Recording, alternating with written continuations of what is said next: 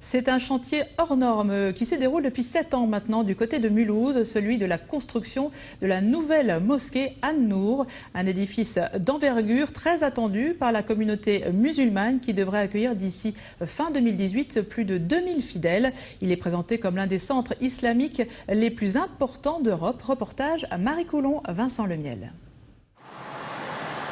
À l'entrée de Mulhouse, impossible de le manquer. Le centre An-Nour et sa mosquée sont enfin sortis de terre.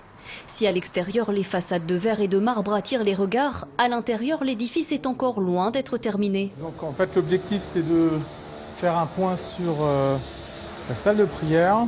Après 7 ans de travaux, il reste à donner corps à 10 000 mètres carrés de bâtiments. Un chantier hors norme, complexe.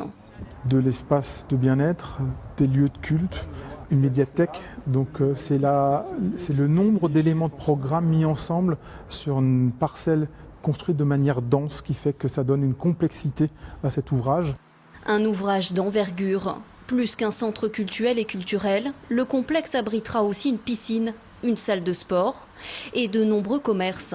L'Association des musulmans d'Alsace, porteuse du projet, a vu grand à tout point de vue. On voit grand au niveau de la participation dans la société. Le culte, c'est 10% de la totalité des surfaces. Et le reste, ça sert tout le monde, soit musulmans, soit des juifs, soit des chrétiens, soit des athées.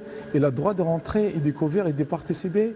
S'ouvrir aux autres, dans une ville où la communauté musulmane atteint plus de 25% de la population, le projet a du sens et fédère. Sur les 20 millions d'euros de budget, plus des 3/4 ont été collectés auprès de donateurs étrangers, mais aussi des fidèles.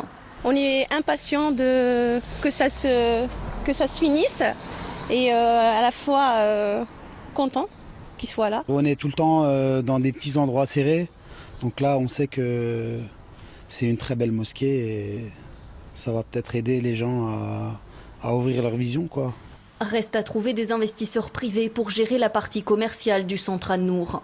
Présenté comme l'un des plus imposants d'Europe, il devrait accueillir plus de 2000 fidèles dès la fin de l'année 2018.